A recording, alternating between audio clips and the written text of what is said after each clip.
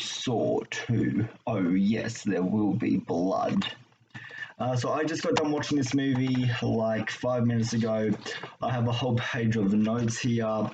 So yeah, let's get into this. This has been a series I have been wanting to cover on my channel for quite a while now because, as I said in my spoil review, I am quite a big fan of this franchise. I think it has a great storytelling device. How the movie's kind of structured like a puzzle, and you have to put together, like all 8 movies connect, and you have to kind of put the pieces where it connects, and if you connect it all together, it's like it's one like fully fleshed out story. And yeah, I think Saw has a great storytelling device. Some other people might say otherwise, but yeah, that's just my opinion. This has always been a franchise that has always been divided among people. Like Saw has always had its fan base, but then, as far as the general response in the horror community, yeah, this has never really been a franchise that has really like grabbed anyone in the horror community. Like I said, there is definitely a fan base for this franchise and for this genre. But yeah, this just like a lot of people like slashes and supernatural and just other subgenres in horror. Yeah, but yeah, at the same time, yeah, this isn't a genre that is going to be for everyone, and yeah, if you don't like it, yeah, that is all good. Free to opinions, yeah, that's all good. But anyways, Saw 2, let's get into this one. So yeah, this movie opens up with a trap, as every other sequel does in this franchise. And the opening trap to Saw 2 is the spike trap. So he's wearing a helmet that has spikes inside of it, and he has 60 seconds before the helmet shuts. And what he has to do is he has to cut inside his own eyeball, because that's where the key's hidden. Because it's said on the tape that the key, it's said in the tape that the key is before his eye. And so yeah, he has to cut inside of his eye, and I just want to get this out of the way. Nobody would do that. Like, that would just be the most pain imaginable. And yeah, Saw 2, I think, has some of the most painful traps in this entire franchise. Like, now, rewatching it, yeah, this has one trap which I've seen Saw 2 probably the most in this entire franchise, and there is one trap in this movie which is so hard to watch. I'm sure you guys already know what that is, but I'll get to that. I'll get to that when I get to that in this review.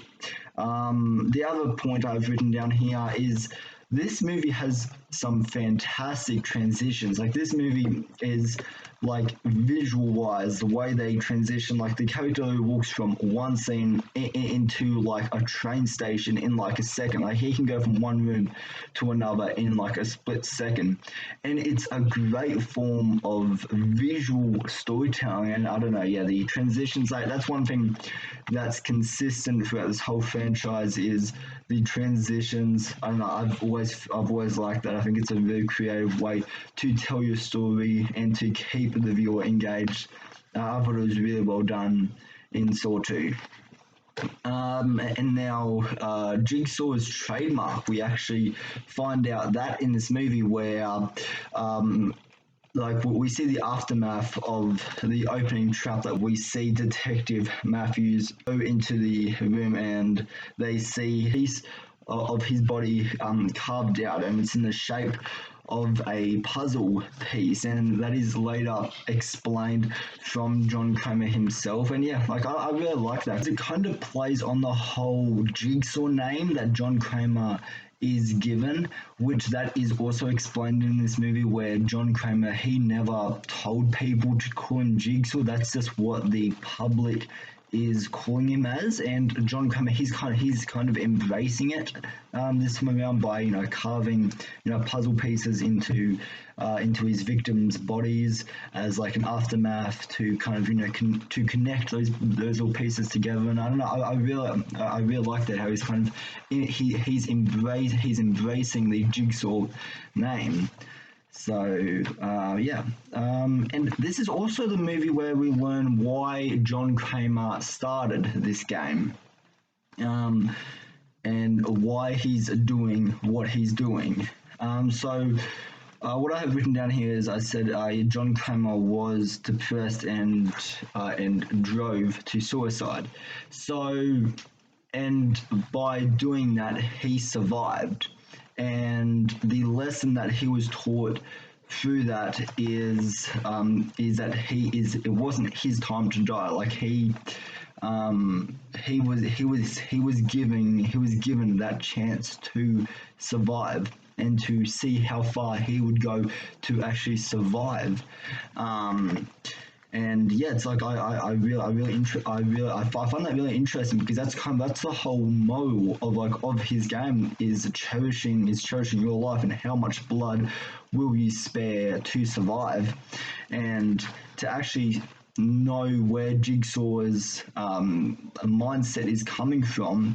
It's like I think it does make his motive stronger. Like I'm not saying that I agree with what he's doing, but to actually see, to get inside his mind and to actually like see and expand on that, and to actually know that he has a motive for doing what he's doing here, because all like this is consistent for this whole franchise as well. All the victims that John Kramer gets, they all have something in their life that they aren't cherishing. And they're there for a reason. It teaches them a lesson that they will never forget.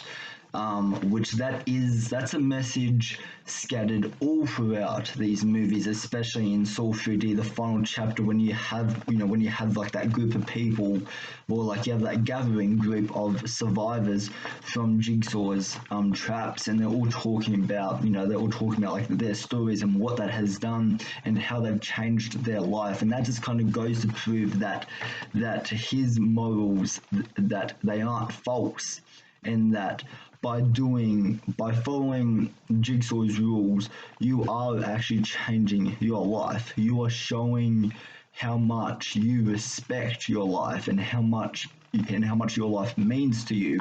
And so yeah, like I really like how his moral continues all throughout this franchise. So yeah, I really like that. But I liked how we did learn John Kramer's like mindset in this movie for why he's doing what he's doing. We have a returning character from the first movie going into Saw 2, and that's Amanda, and her story is more expanded on in here. This is her second time being in the Jigsaw game, because she was in the reverse bear trap in the first movie for being a drug junkie, and in this one she's in his trap for a different reason.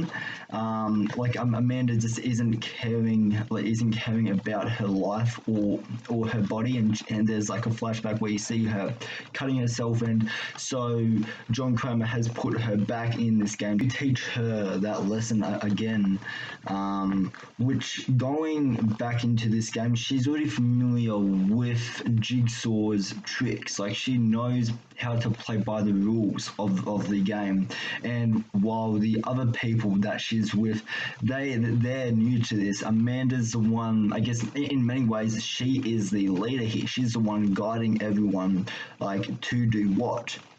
And everyone that's in this game, they are put to the test from stuff that they are trying to forget from their past, but they are faced with the test of confronting that. So with Amanda's trap in Saw 2, she has to jump in a pit filled of needles, and this is probably one of the most difficult and uncomfortable traps in this entire franchise. This is a movie, like I said, I've seen a number of times. It's probably my most watched entry in this entire franchise, and that's a trap that still gets the same reaction out of me. And this many years later, like this is a trap that still holds up. And to explain Amanda's trap, so I think why the needles and what they are symbolizing, and why this trap is specifically targeted for Amanda, is because she used to be a drug junkie in her old life, and so movie, she's kind of faced with that challenge, and because when she sees those needles, like you see her facial reaction. And needles, they remind her of her past and what she used to do. Then on the other hand, this would be like the worst imaginable pain, because you are having like 1,000 needles being stuck into you at the same time, and then on the other hand of that, like, it's like you have no idea what germs these needles could be carrying. And it's, that's a trap that this is a trap that the more you think about it, the more terrifying, and the more shock value the viewer actually gets out of it, the more you think about it. And like that's something I do love about this franchise, is there are some great psychological traps, especially in the first, like, I'd say maybe 3 to 4 movies. There's a psychological element, and there's character in the traps. When you see the needles, like when you get the close-up shots of them, you can tell that these needles, that they are not clean. So yeah, it's guaranteed that they will be carrying some kind of disease. A few minutes after that, there's the glass trap, which this character is such a dumbass. Like, if she only just looked at the trap for a few seconds, like, she would be able to see what she would have to do, because when she grabs it, like the antidote goes everywhere, so it's no longer usable. And yeah, if only she looked at it instead of going straight forward, because like she's seen like other characters in traps, and she's seen what the traps are capable of. So yeah, I understand that the characters, that they do want to get out of here, and that they will do whatever it takes to get out of there. On the other hand, there's like a little switch or button on top of the cage that she just has to pull, and it will open. And all she has to do is just lift herself up. The way she goes about this is just standing there with her hands trapped in this little box, screaming, which would be the most common body reaction to a scenario like this. And so, like, which the way she's going about it is a more painful way than if she was to play the game or do the test that she's faced with. Because the more minutes that go by, the more blood she is losing. So she's going to die of blood loss. So, and I think if she did the trap, I think there may have been a percentage chance of her surviving. But because you see her arms in this scene, and it's just like whenever you cut back to her, like, it's like the more blood is dripping as she doesn't do this. And so yeah, she's it would have been a really painful death to just sit there and just kind of face the fact that you're going to die. At the same time, that is a really cool trap as far as production design and production value goes. I think it's a really gnarly looking trap. So yeah, all the victims in this game, they have a connection to Detective Matthews, whose son is also a part of this game that Jigsaw is playing with them. And it's, yeah, like for majority of this movie, his son doesn't really talk. Like he's in the corner, and he only really builds a relationship. He only really builds a relationship with Amanda. That's a great relationship in this movie, is between Amanda and Detective Matthews' son. And it's not until the ending of this movie when all the victims, they find out who this kid really is. And then it's not until really the ending of the movie where this game becomes a survival of the fittest. Like everybody is out for themselves. The connection between all the victims and Detective Matthews is Detective Matthews, at a point in time, he locked them all up for crimes. Some of them committed and some of them didn't. And so when the victims, when they find out when they find out who his son really is, like they all start like going against him. Besides Amanda, Amanda's the only one that's trying to help him, and like those two have created, I guess, have created a bond and a relationship in order to survive. Because there's like on top of that, the other risk a part of this game is that there's all poison going through their veins, and so they have to find this antidote in order to cure them. Throughout the course of this movie, each of the victims in this game, like they are all getting weaker because the poison inside of them is growing stronger by the minute, and with each minute that goes by, like they are getting weaker, like they are dying they are dying slowly. So this movie has two twists. The first twist is that the game that you're seeing in front of you, the game that we are seeing play out, like it was all previously recorded.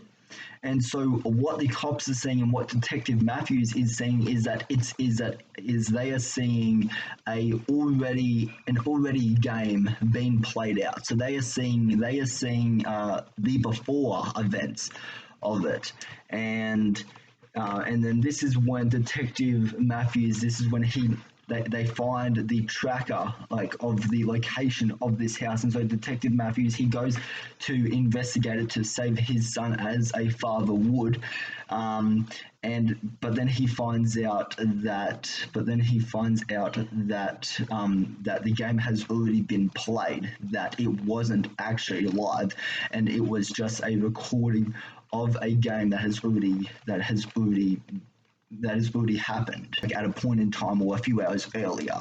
I really dug that twist because like there are so many clues in the movie that upon first viewing that you don't pick up on, like especially dialogue. This is a movie where dialogue is extremely important in order to figure out the twist, because there's a certain piece of dialogue that John Kramer says to Detective Matthews when they're having a meeting with each other, where he says that his son is located safely in a safe, or like something along those lines.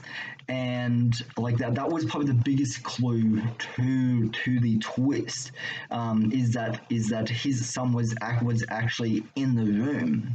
He was located in a secure safe with oxygen attached up to him. The second twist in this movie is Amanda was Jigsaw's apprentice the whole time. Like during the events of the first movie, like Amanda, she was a victim to Jigsaw, but she proved her loyalty to him by succeeding in the trap, and by showing John Kramer that she cherishes her life and that she wants to make a change. And then at the time of Saw 2, she is involved in the game. But at the end of this movie, we see a familiar location in the bathroom from the first movie, where Dr. Gordon was located, and we see some familiar set pieces, which that was really cool to see coming from the first movie into this movie. It was really cool to see Dr. Gordon's foot. There's even shots in the ending of this movie that are very similar to how they were set up in the first movie. So when the lights first turned on in the first movie, you got that high shot of each light turning on, and this movie has a similar shot to that. And it's the bathroom looks exactly the same as it did in the first movie. It has not changed, which I really like. That attention to detail in the bathroom, I really liked it. And it's been a number of months since the events of the first movie, because because all the bodies in the room, like they're all like very like very like old now, and all kind of like crinkly, and it's like it's almost like a full-on skeleton that you see. The final shot of the movie is very similar to the ending of the first movie, where where John Kramer gets up from off the floor and he goes over to the door and he shuts it and he says game over. Like, such a fabulous ending. Like fuck, I love that twist ending. That is one of the most shocking like twist endings I've seen in a movie. And then we see Detective Matthews is in the exact same scenario as Dr. Gordon was in the first movie, where he's chained up to the wall now, and the only way to escape is to cut through his own foot. And then we see Amanda approach the door and say the iconic line "Game over," and then shuts the door. So it's almost like a direct copycat of the first movie, but I really like that because Detective Matthews, he was the one to put Amanda away, and so to have that little scene of where now Amanda is kind of is getting her revenge. It's just like this ending kind of stands on its own, while how to put this, while being an homage to the first movie. Like, I wouldn't say it's copying anything. Like, it is the same ending, just with different circumstances and different characters involved now. But yeah, I really liked this twist ending. Upon this viewing, I did not see it coming. Like I said, I've seen this movie so many times, but there are certain details that you will pick up on, and there's certain locations in this movie that are brought up throughout this franchise. But yeah, I am debating between whether Saw 2 or Saw 4 has the best twist ending, because Saw 4, that is really close up on my ranking of best twist endings in this franchise. Because Saw 4 took place at the same time of Saw 3. While it was happening at the same time. Saw 4 was one of my favorite twist endings, but Saw 2 is really close. It's really close up there. So yeah, I'm gonna go through the rest of this franchise, and I'm gonna kind of make up my opinion as I go along with this franchise. But yeah, this franchise is going to be fun. I cannot wait to review Saw 3 and the remaining 6 installments after this movie. It's going to be a lot of fun. If you have seen Saw 2, let me know down in the comments. What did you think of it? Did you like it? Did you think it was mad, or did you really not like it? Let me know all your thoughts and opinions down in the comment section down below. So anyways, guys, I hope you have a good rest of your day, evening, or night, wherever you are, and I'll see you in the next video. Alright, bye.